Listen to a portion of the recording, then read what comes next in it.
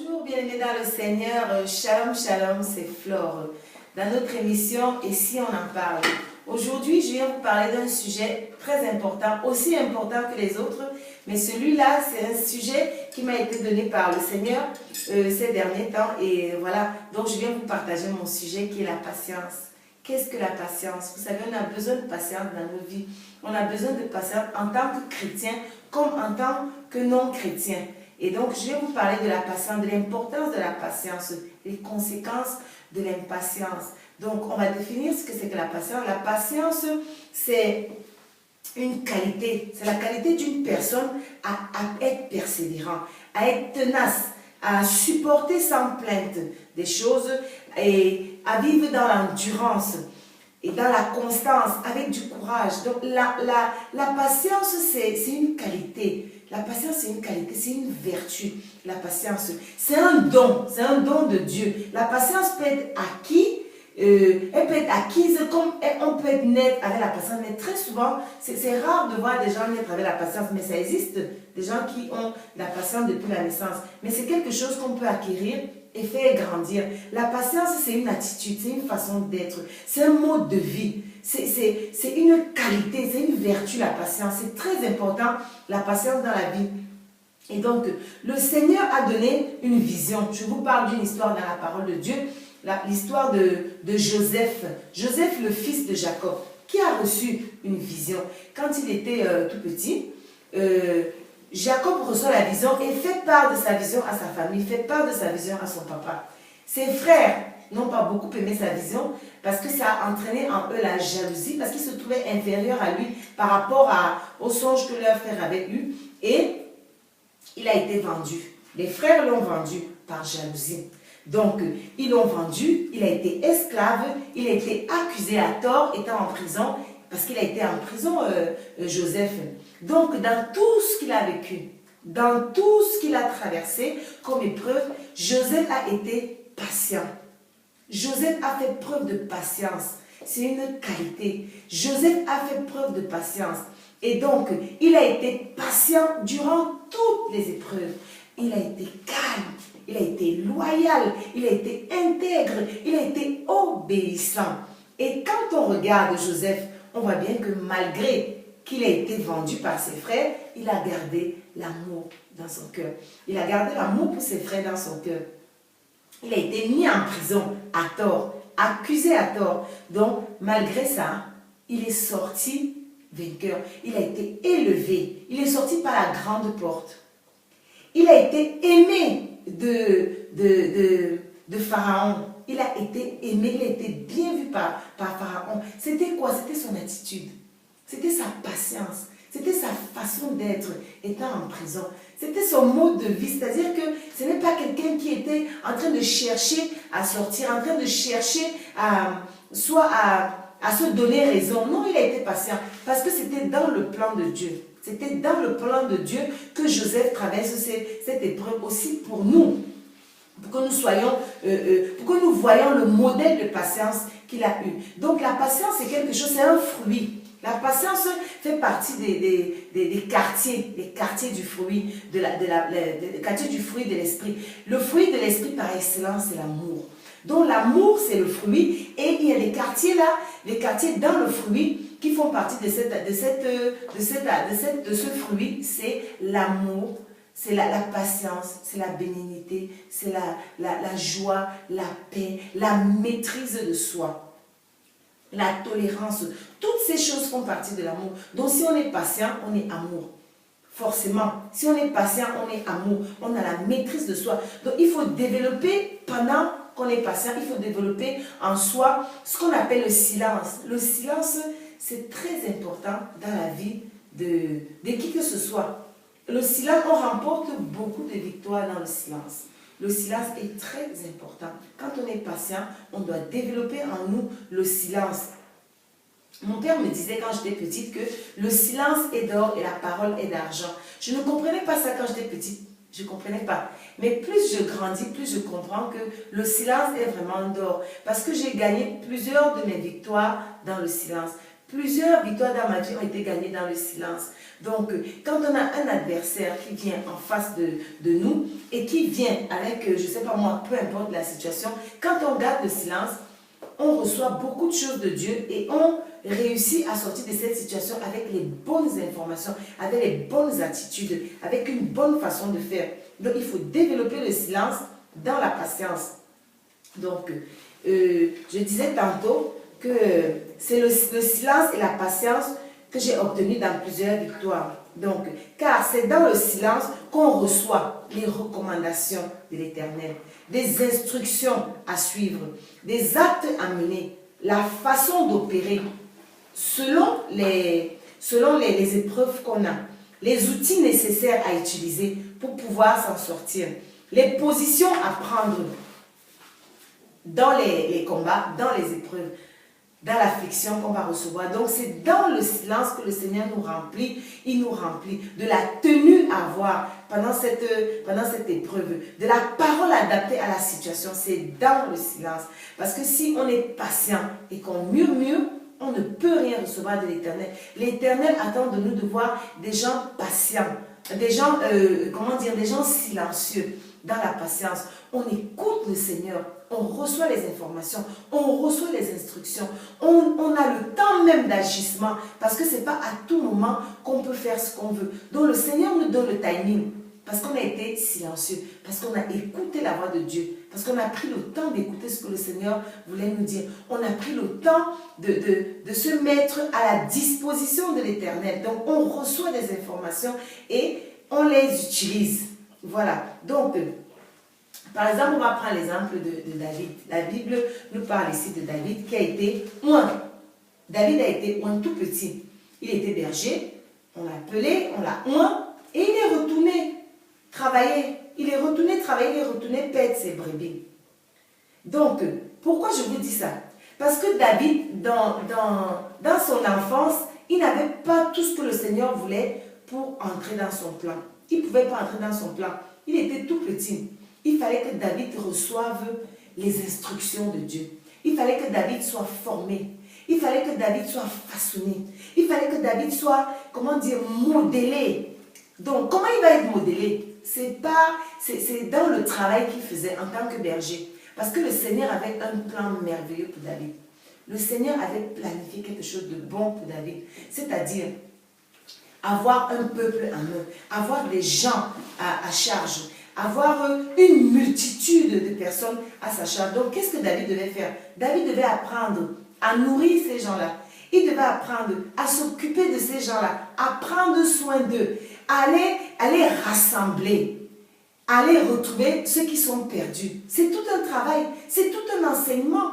Apprendre à rassembler ceux qui sont perdus, à gérer les conflits, à penser les blessures de ces brebis, à guérir les malades, à nourrir ces malades-là. Mais comment David, étant petit, pouvait le faire? Il ne pouvait pas. Il fallait que David prenne, soit enseigné, soit formé dans ce qu'il était en train de faire, donc dans les brebis, aller défendre les brebis contre les prédateurs, parce qu'il y avait plein de... Il était dans les champs, donc il y avait des animaux féroces, il y avait des animaux qui se nourrissent que des viandes. Donc David devait apprendre à combattre, bien sûr avec l'aide de Dieu, mais David devait apprendre à combattre. David devait apprendre à compter sur Dieu. Dans toutes les épreuves qu'il devait traverser, il devait apprendre à compter sur Dieu, pas sur ses forces.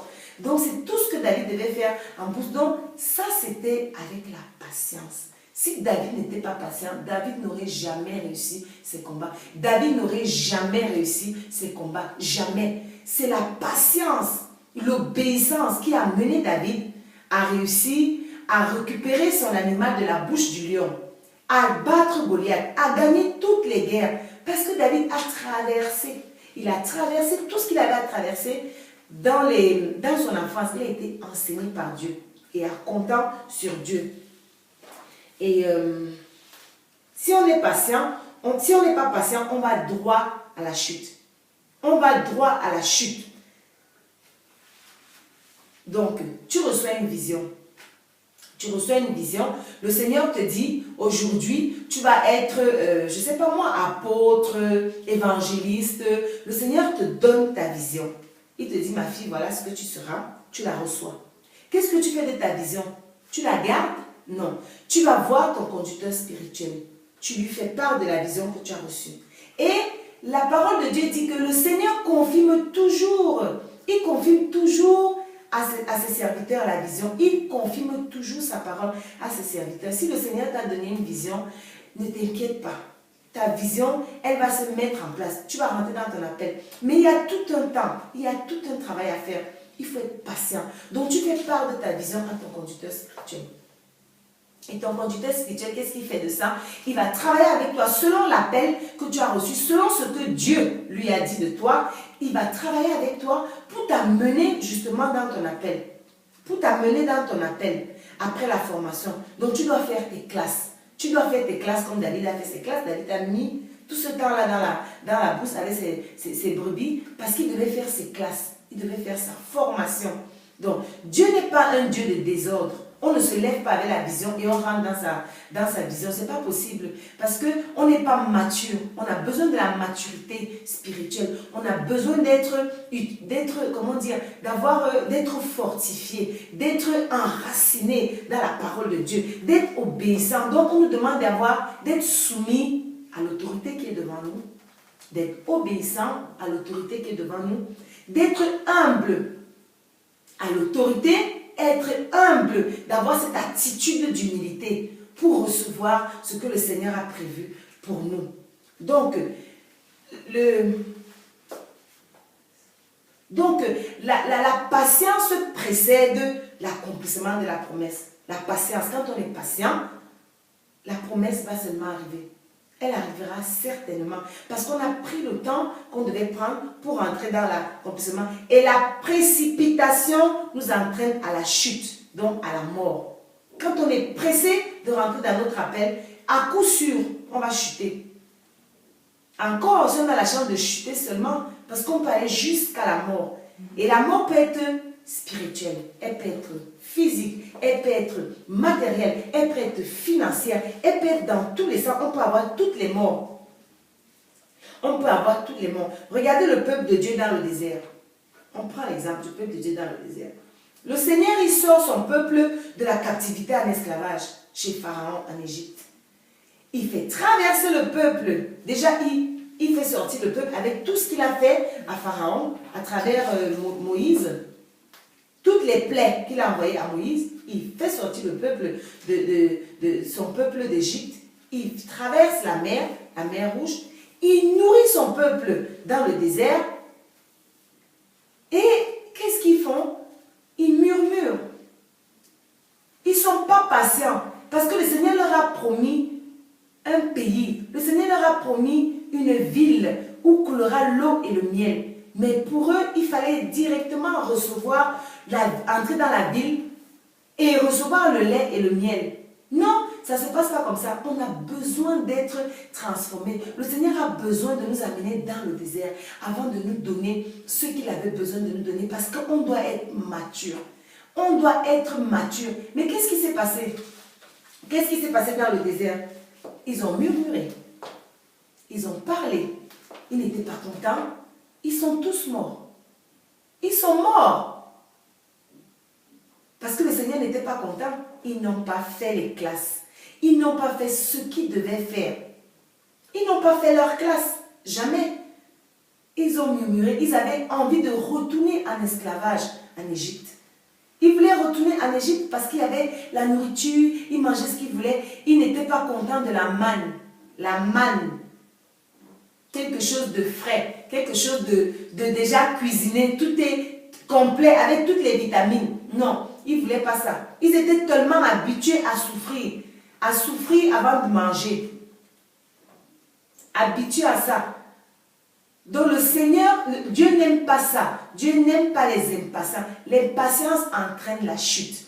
L'impatience entraîne la chute, la mort, mais une mort catastrophique. Donc, il faut faire très attention à l'impatience. Il faut être patient dans la vie. La patience, c'est une qualité. La patience, c'est vraiment quelque chose de très important, de primordial dans la vie de toute personne. Chrétien ou pas chrétien, mais encore plus des chrétiens, des enfants de Dieu. Le Seigneur nous demande d'être remplis de l'Esprit de Dieu, être remplis de son Esprit. C'est-à-dire avoir le fruit de l'Esprit. Le fruit de l'Esprit en nous. Le fruit de l'esprit, l'amour, la patience, la maîtrise de soi. Devant une situation, on se maîtrise. Une situation, on demande au Saint-Esprit de nous remplir de sa patience, de nous remplir de sa patience. Parce qu'on peut vaincre toutes les situations si on est patient et silencieux. Tout enfant de Dieu doit traverser les déserts. Tout enfant de Dieu doit traverser une épreuve, pas une des épreuves. Parce que l'ennemi ne nous laisse pas tranquilles. L'ennemi connaît le plan que Dieu a pour nous. Il connaît le plan que Dieu a pour nous. Et donc, il va tout faire pour nous mettre les bâtons dans les roues. Lui, il y a aussi le Seigneur qui va nous mettre à l'épreuve pour voir si on est fort, pour voir si on est fortifié. Donc, on doit traverser les épreuves. À coup sûr, toi, enfant de Dieu, tu dois traverser les épreuves. Que les épreuves ne t'étonnent pas. Que les épreuves ne te fassent pas tomber. Parce que le Seigneur ne nous donne pas des épreuves au-delà de nos forces. Il nous donne toujours les moyens de nous en sortir. Parce que l'épreuve n'est jamais au-delà de nos forces. Jamais. Le Seigneur, il est bon, il est compatissant. Le Seigneur est amour. Il ne peut pas nous donner une épreuve qui va nous tuer. Ce n'est pas possible. Donc, il faut être préparé en tant qu'enfant de Dieu à traverser les épreuves. Être préparé à traverser les épreuves et en sachant qu'on va dans l'épreuve déjà victorieux. Parce qu'on a Christ avec nous. Christ marche avec nous. L'Esprit de Dieu est en nous. On a la victoire dans le combat. On ne va pas dans l'épreuve On ne part pas dans l'épreuve pour avoir la victoire. On part dans l'épreuve avec la victoire. En tant qu'enfant de Dieu. Alléluia.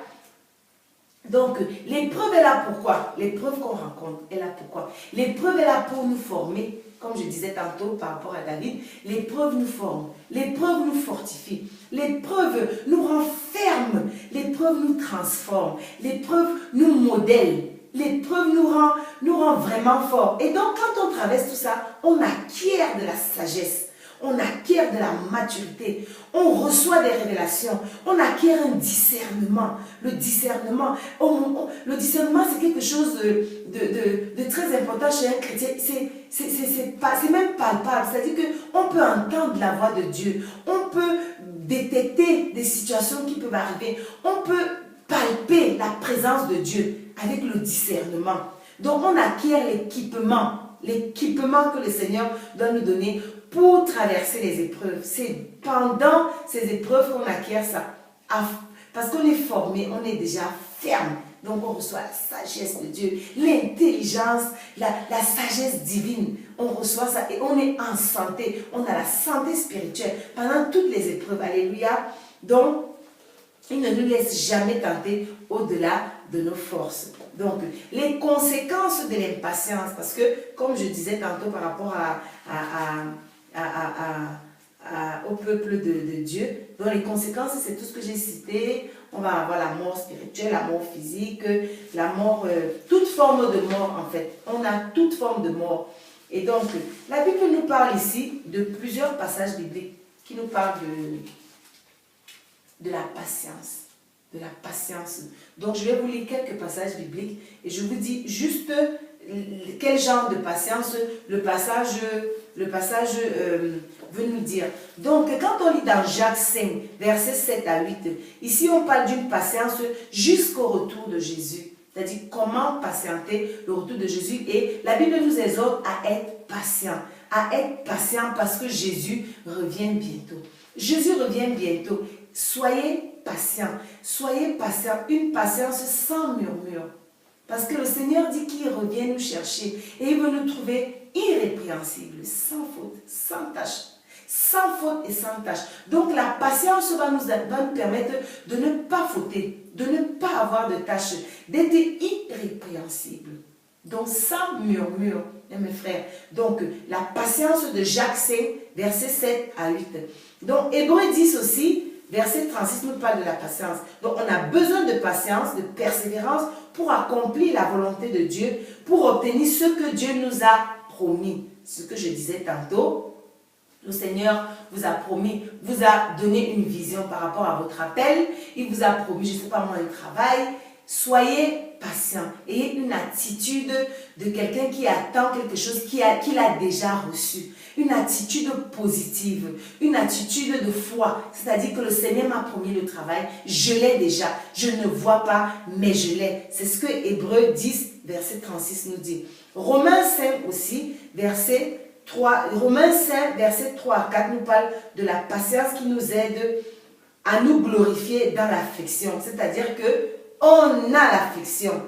On a l'affliction, mais comme on sait qu'on a la victoire, on sait qu'on est victorieux, donc on est joyeux dans cette patience. On n'est pas triste, on n'est pas malheureux, parce qu'on sait que l'affliction est là pour passer. L'affliction est là pour nous fortifier. L'affliction est là pour nous faire grandir. Donc forcément, on va la passer, on va la traverser sans pleurs, sans cris, sans murmures et sans inquiétude, parce qu'on a la victoire. Alléluia. Proverbe 10, verset 28, nous parle de la patience des justes. La patience des justes n'est que joie. Car tu sais que tu as la victoire. Parce que tu es juste. Et donc tu demeures dans la patience. On dit la patience des justes. La patience des justes n'est que joie. C'est dans la joie. Parce que tu sais que Jésus revient. Et tu sais que tu as déjà la victoire. Donc, Proverbe 10 nous parle de cette patience. Donc, Thessaloniciens 5, verset 14 nous parle aussi de la patience qui dit « Soyons patients envers ceux qui vivent dans le désordre, ceux qui sont faibles. » Ça veut dire que si vous rencontrez un de vos frères qui est dans la fornication, qui est dans l'adultère, qui est dans toute la saleté du monde, le vol, les manigances du monde, il ne faut pas juger. Il ne faut pas l'accuser, il ne faut pas l'accabler, il faut être patient. Parlez de la parole de Dieu. Enseignez. Faites ce que le Seigneur nous a dit. Allez de par le monde et faites des nations des disciples. Il n'a pas dit allez de par le monde juger les gens. Il a dit allez et faites des nations des disciples. Donc allez enseigner. Allez parler de Jésus. Allez parler de l'amour de Jésus. Allez parler de Jésus aux gens. Même si vous le voyez dans l'affliction. Même si vous le voyez dans l'affliction. Ne le jugez pas. Donc soyez amour, soyez patient envers ces gens-là qui sont dans le désordre du monde. Alléluia. Lamentation 3, verset 26 nous parle aussi de la patience. Être silencieux et attendre le secours de l'Éternel. Attendre le secours de l'Éternel dans le silence. Parce que le Seigneur nous secourt toujours. Il a dit, je ne vous laisse pas seul. Je ne vous abandonnerai jamais. Je suis avec vous tous les jours. Tous les jours. Donc, on a cette conviction, on a cette assurance que le Seigneur est avec nous. Le Seigneur marche avec nous. Donc, le secours de l'Éternel viendra. Je tourne mon regard, comme disait David, je tourne mes yeux vers toi, car viendra de toi le secours. Je sais que le secours vient de l'Éternel. Et le secours viendra à coup sûr, si on fait confiance à notre Dieu. Alléluia. Galates 5, verset 22 aussi, nous parle de la patience, comme étant le fruit de l'esprit. Le fruit de l'esprit. C'est ce que je disais tantôt. Galates nous parle du fruit de l'esprit, donc qui est très important à avoir. Et Ecclésiaste 7, verset 8 nous parle aussi. Mieux vaut un esprit saint qu'un esprit hautain. Mieux vaut un esprit saint qu'un esprit hautain. C'est-à-dire que celui qui est hautain, c'est quelqu'un qui n'est pas humble. Il ne peut pas être patient. Parce que quelqu'un qui est hautain, c'est quelqu'un qui va vouloir rentrer dans sa destinée, vouloir rentrer dans le plan de Dieu avant le temps, parce qu'il compte sur sa personne. Il ne compte pas sur Dieu. Il compte sur lui, sur ses capacités, sur ce qu'il a appris à l'école, sur son intelligence. Il ne compte pas sur Dieu. Donc, il n'a pas de patience à avoir, parce qu'il est sûr de sa personne. Et il va droit à la chute. Alléluia. Et donc, 1 Pierre 3, verset 20, nous parle aussi de la patience, qui parle de la patience de Dieu pendant la construction de l'arche de Noé. Vous avez vu, vous vous souvenez de l'histoire de notre frère Noé, qui avait eu la vision de l'Éternel qui lui a demandé de construire l'arche de Noé. Les gens se sont moqués de lui. Mais qu'est-ce qu'il a fait? Il a construit l'Arche de Noé patiemment. Il a pris le temps de construire. Il a pris le temps de construire. Il a fait entrer peu de personnes dans l'Arche de Noé. Et qu'est-ce qui s'est passé? Le déluge. Tout le monde est mort. Mais Noé a fait preuve de patience. La foi. Il a cru en ce que le Seigneur lui a dit. Il a pris le temps de construire. Et le Seigneur aussi a fait preuve de patience envers Noé parce qu'il a pris le temps. Il a eu beaucoup de temps. Il a pris des mois et des mois à construire l'arche de Noé. Et le Seigneur a aussi de la patience envers Noé pendant ce temps de construction. Alléluia. Donc, si la promesse de Dieu tarde à arriver, ne t'inquiète pas. Si la promesse de Dieu tarde à arriver dans ta vie, ce n'est pas parce que Dieu est un menteur ou que Dieu n'accomplit pas ses promesses, non. C'est parce que ce n'est pas le moment pour toi. C'est parce que ce n'est pas le temps pour toi. C'est parce que le Seigneur a encore envie de faire des choses avant que tu ne rentres dans ton plan. Si ta promesse tarde d'arriver, sois patient. Si ta promesse tarde d'arriver, demeure patient et continue dans tes classes. Fais ce que le Seigneur a promis. Fais ce que le Seigneur te demande de faire. Rentre dans ton plan. Écoute la parole de Dieu. Écoute ton conducteur. Suis les enseignements. Fais tes classes. Fais preuve d'obéissance, de patience. D'obéissance, de patience, d'humilité. Tu en as besoin pour grandir spirituellement, pour devenir mature. Et là, la promesse de Dieu s'accomplira certainement. Elle s'accomplira certainement parce que Dieu n'est pas un homme pour mentir. Dieu court derrière sa parole. Dieu veille sur sa parole pour l'accomplir. Donc forcément, le Seigneur va accomplir sa promesse dans ta vie. Donc c'est ce que j'avais à te partager aujourd'hui. Le Seigneur parle tantôt d'une façon, tantôt d'une autre. Tantôt d'une façon, tantôt d'une autre. Mais on n'y prend point garde. Donc il faut garder la patience. Il faut garder la patience. Garde la patience dans ta vie. Fais preuve de patience sur tout ce que tu vas recevoir, sur toute embûche, sur toute tribulation, tout ce que tu vas recevoir. Fais preuve de patience. Parce que le Seigneur est avec toi. Il ne t'abandonne pas, il ne t'abandonnera jamais. Fais confiance à Dieu. Alléluia. Et tu rentreras dans ton appel. Alléluia. Soyez abondamment bénis. J'ai été très ravie de partager ce message avec vous. Et j'espère que vous avez été bénis. Et donc je vous dis à la prochaine. Amen. Au revoir.